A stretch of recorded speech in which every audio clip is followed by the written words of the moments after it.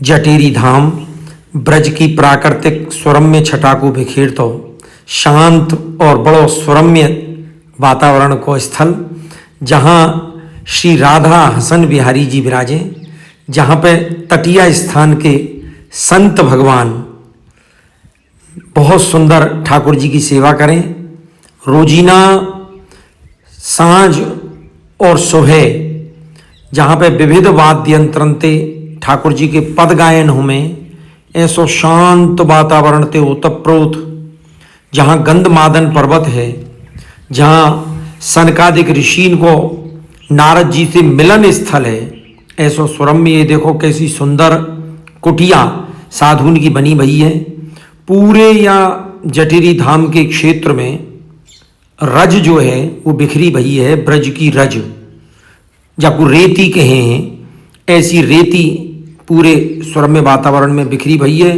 कोई शोरगुल नहीं है, कोई प्रदूषण नहीं है, कोई आपाधापी नहीं है, कोई समझियो ठाकुर जी के ध्यान लगावे में जो जो चीज अवरोध उत्पन्न करें वो कोई चीज यहाँ पे ना है। पक्षी हैं चहचहाते, मोर हैं कूकते भये, गाय हैं रमाती भई, और पक्षी इनकी सुंदर सुंदर आवाज है। ये बहुत सुंदर यहाँ पे सरोवर है, राधा प्रेम सरोवर, जो गंधमादन पर्वत के समीप ही स्थित है। यहाँ पे नाव है और ठाकुर जी के नाव को मनोरथ, बड़ा सुंदर मनोरथ यहाँ पे होए। यहाँ पे संत हैं जो सुबह शाम विविध वाद्य यंत्र के संग पद गायन करे हैं। ऐसे स्वरम्य वातावरण में जावे को हमको अवसर मिलो। हम अपने पूरे कीर्तन मंडल के संग या सुंदर स्थल पे दर्शन करवे के काजे पहुँचे। यहाँ छोटी छोटी बालिकाएं जो आसपास के गांवन की गुजरन की बालिकाएं हैं, वो नित्य प्रति यहाँ दर्शन करवे आमें, यहाँ पे पद गायन करें साधु संतन के संग में।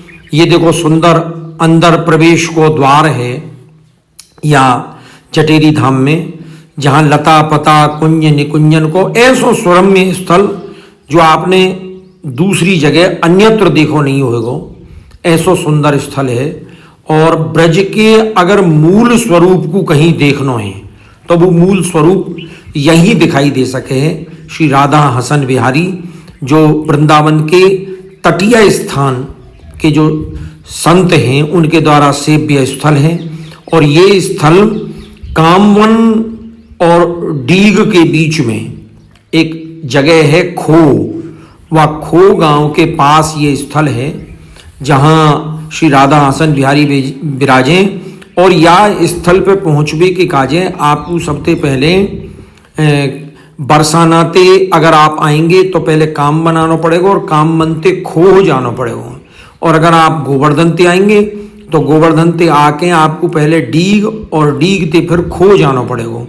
और खो गांव के पास में आदिबद्री धाम जो है, आदिबद्री धाम और खो गांव के पास में ये गंधमादन पर्वत की तलहटी में बहुत सुंदर स्थल जाको जटेरी धाम कहे हैं, वो विराज रहे हुए। यहाँ कुंज बिहारी श्री हरिदास, इनको प्राचीन मंदिर जो है वो पहले ठाकुर जी यहाँ विराजे। मैं ऐसे ऐसे स्थल दिखाऊंगा जिनमें ब्रज की बिल्कुल मूल सुंदर, देखो आप जमीन में कोई फर्श ना आए, रज बिछ रही है पूरी जमीन में। और बहुत सुंदर यहाँ परिक्रमा है पुराने प्राचीन मंदिर की, जहाँ पहले कुंज बिहारी श्री हरिदास विराजे और यहाँ ये चरण चिन्ह विराज रहे हैं। और यहाँ ते निकलते भये इन लता पतान की छाया में ते निकलते भये कछु भी यहाँ पे आर्टिफिशियल ना है, कृत्रिम ना है। जो कछु हैं वहाँ बिल्कुल मूल रूप ते जो प्राकृतिक स्वरूप है, जो स्वाभाविक स्वरूप है, जाके दर्शन करवे के काजे सब लोग लालायित रहे, वो है यहाँ पे। कछु बनावटी ना है, कोई भी जो पौधा या कुंज निकुंज काई ने बनाई ना है। यहाँ देखो यहाँ संत भगवान के प्राचीन जो है वो चित्र जी विराज रहे हैं। और इन संतन की कृपाते ही ये जटेरी धाम जो है बड़ो सुंदर और शांत स्थल है। ये हरिदास जी हैं, स्वामी श्री हरिदास जी, जिन्हें श्री वृंदावन के बांके बिहारी जी को प्रागट्य कराया।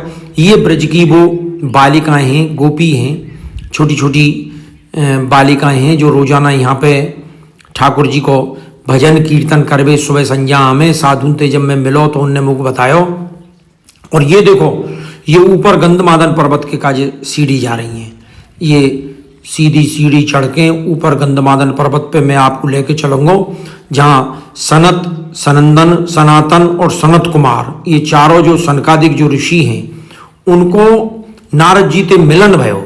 यहाँ पे लिख भी रहे हो है श्री सनकादिक नारद मिलन स्थल गंधमादन पर्वत आदि वृंदावन जटेरी धाम। आदि वृंदावन को मतलब है प्राचीन वृंदावन। तो प्राचीन वृंदावन को अगर कहीं स्वरूप देखना है तो वो कामवन में मिलेगा, वो जटेरी धाम में मिलेगा, जहाँ ब्रज की लता पता कुंज निकुंज, ब्रज के वन बाग तड़ाग, ब्रज के पर्वत, ब्रज के शिलाखंड वे सब आज भी ज्यों की त्यों विराजमान है। देखो ये जमीन में गोबर माटी को लेप करो है, कोई फर्श ना है यहाँ पे। और ये बहुत ऊंचाई पे जाके ये सनकादिक और नारद के मिलन के स्थल को बहुत सुंदर ये दर्शन है। ये चारों सनातन, सनत, सनंदन, सनातन और सनत कुमार ये चारों विराज रहे हैं और नीचे श्री नारद जी विराज रहे हैं। ये हरिवंश संप्रदाय को है, हरि भगवान को यहाँ चित्र विराजे और बहुत सुंदर दूर दूर तक पहाड़न की तलेटियां, कोई आवाज, कोई समझो वाहन की आवाज, कोई जनरेटर की आवाज, कोई बिजली की आवाज आपको कहीं कोई सुनाई नहीं देगी। केवल शांत चिड़ियान की चहचहाट और मोरन के कूकवे की आवाज, गायन की रमावे की आवाज। मैं इतना प्रभावित भयो, मैं बहुत जगह वीडियो बनावे गया हूँ ब्रज के स्थलन पर, लेकिन यह स्थल को देख के मैं स्वयं प्रभावित भयो हूँ। मुझको बड़ा आनंद को अनुभव हो और बार बार यह स्थल पे मैं जाऊं अपने कीर्तन मंडल के संग और कीर्तन करके आऊं। आप जब जो भी ब्रज में पधारो तो देखो दूर दूर तक देखो कैसे पहाड़ हैं, कैसी पर्वत श्रृंखलाएं हैं और यहाँ पहुँचना भी बड़ो आपको अपनों वाहन लेके ही जाना पड़ेगा। कोई ऐसे पब्लिक वाहन यहाँ पे नहीं चले, आपको अपने वाहन से यहाँ पहुँचना पड़ेगा। और ये बरसाने थे लगभग 35 किलोमीटर और इतना ही नंदगांव थे, लगभग दोनों जगह थे बराबर है, गंधमादन पर्वत है। और अब मैं आपको ये दर्शन खुल रहे हैं राधा हसन बिहारी के। और राधा हसन बिहारी को बहुत सुंदर स्वरूप यहाँ ये संत भगवान हैं और यहाँ ब्रजरज के बीच में ये राधा हसन बिहारी विराजे। जय हो श्री राधा हसन बिहारी की। हम यहाँ पर पद गायन करेंगे।